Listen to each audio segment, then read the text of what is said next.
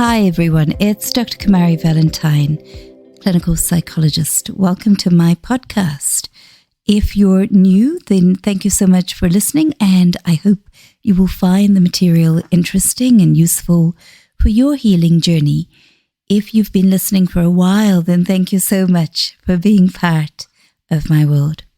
I'm recording at our dining room table, and you might hear the dishwasher in the background. I'm so grateful for having a dishwasher.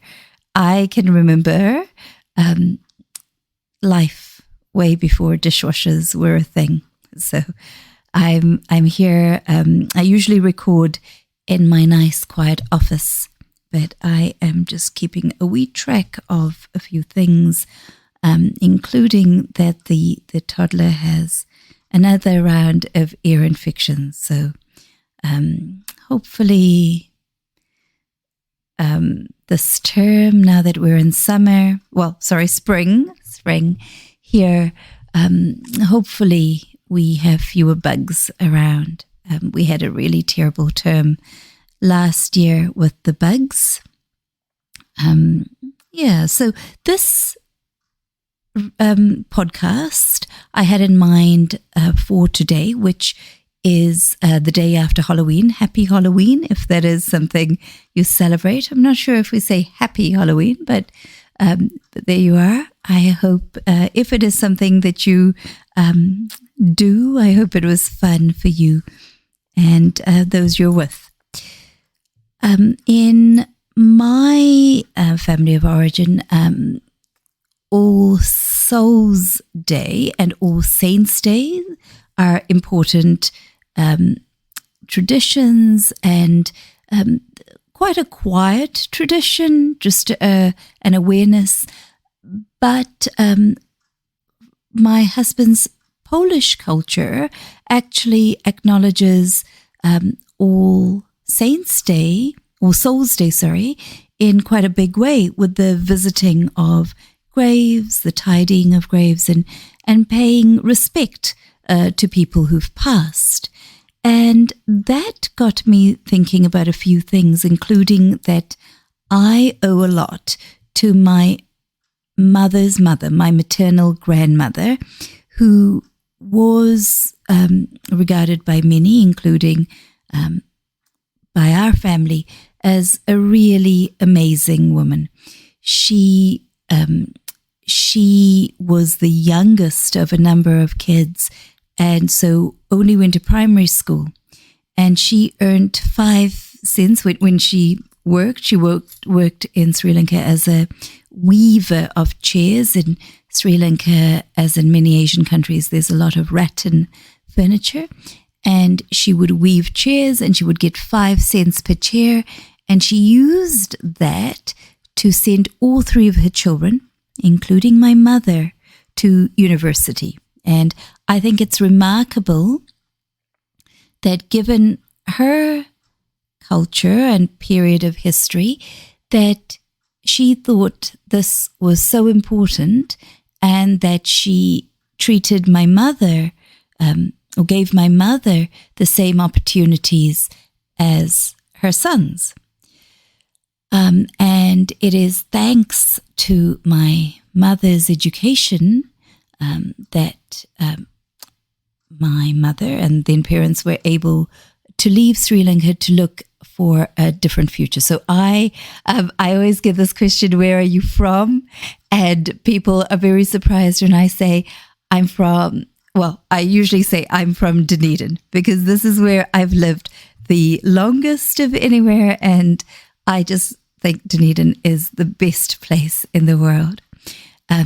This usually annoys the people who are after a different answer, and then when pressed, I usually reveal that I was born in Zambia, which is where my parents moved to. But I regularly think about how that move and my family's growing up outside of Sri Lanka and with numerous opportunities, and my education and subsequent career would just not be possible without my maternal grandmother, who I owe a lot to. And so I always think of my grandmother on the 2nd of November. And thinking about that link or that history, I was thinking about how our generations, the people who we come from, our ancestors, if you will, form us in lots of ways. I'll start by talking about intergenerational trauma, but as you can also hear, we are not only the collection of our trauma experiences, but we are also, we embody the hope and the aspirations of those who came before us as well. And we carry their strengths as well as we might vulnerabilities. So I want to start by talking about intergenerational trauma, and it refers to the transmission, the passing on of trauma across generations. You might think of it as something of a ripple effect, where experiences that people have gone through, for example, being in the wars, having experienced adversity, having experienced various forms of trauma, has affected not just the lives of the people at that time, but their descendants. It might be war, oppression, natural disasters, or various other forms of adversity. And these experiences leave a mark, a scar on what we might say is the psychological makeup of entire communities, entire families. So I often talk about how when people tell me the history of their mother's pregnancy with them, their birth, I often reflect that it seems to me like that wee child was bathed in cortisol, the stress hormone, while they were in their mother's womb. Right? So even before they were born into the world, the child had experiences or learned certain things about the world. Trauma passes through the generations in very many ways, from patterns that people learn based on modeling, for example, and observation, based on narratives that get passed, and then attitudes or altered brain structures.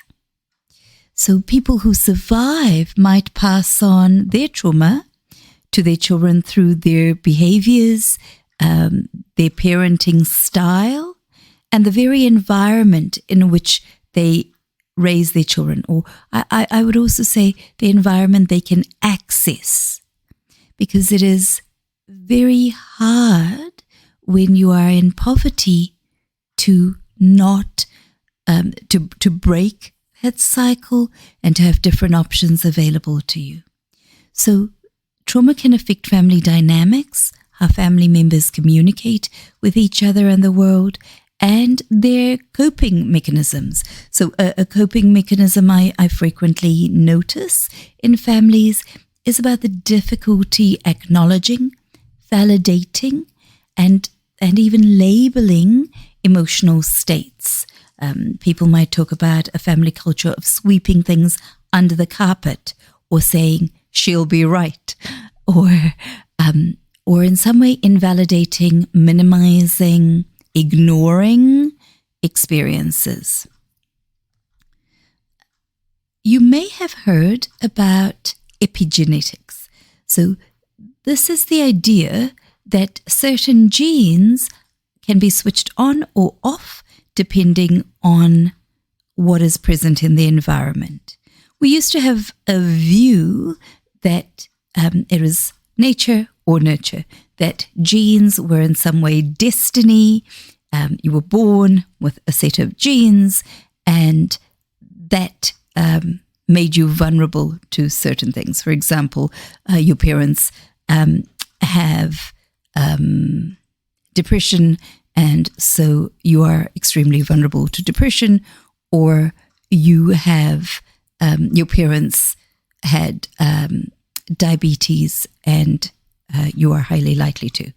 It turns out that it is not quite as simple as that.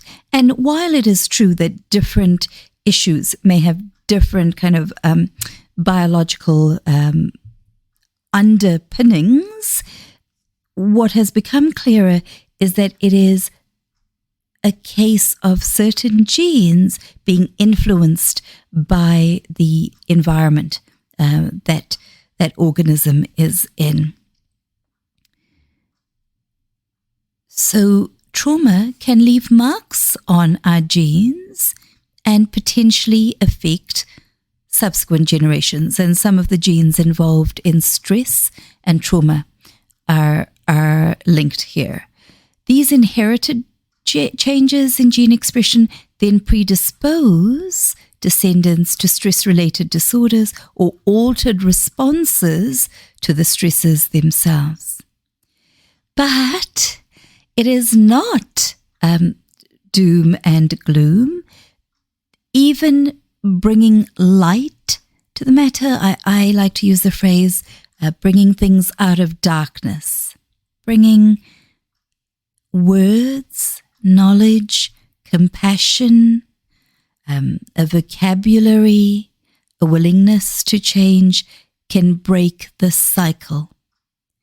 So we can be the pattern interrupters in stories or experiences or patterns that have happened for several generations.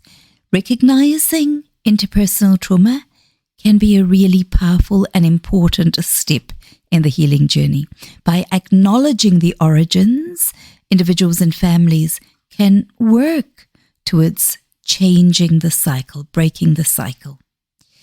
Now, something that comes up for clients is that when we start talking about their parents, and usually it's their parents more than when we talk about generational trauma, but it can be generational too. People start saying, I don't want to blame my parents. I don't want to blame that generation. It was a different generation. I hear that more times than not. And I would say, as I do say, that there is a real difference in acknowledging and validating an emotional experience than blaming.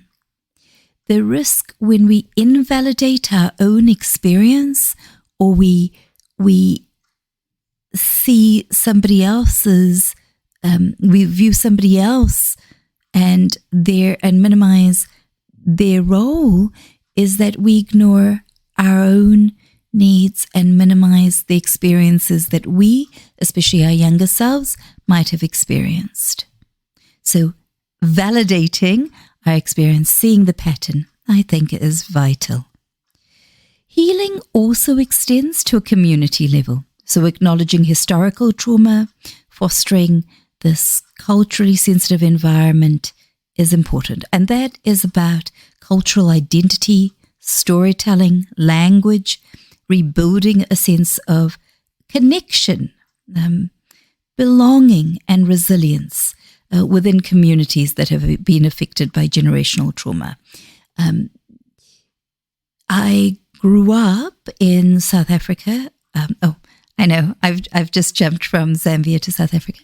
And in the parts where I grew up, I was really fortunate that at school, at one of the schools I went to, they brought in the chance for us to learn Xhosa, which is actually the language that I first started speaking and now can no longer. But we were not allowed to speak Xhosa in the school more generally, simply in our classrooms.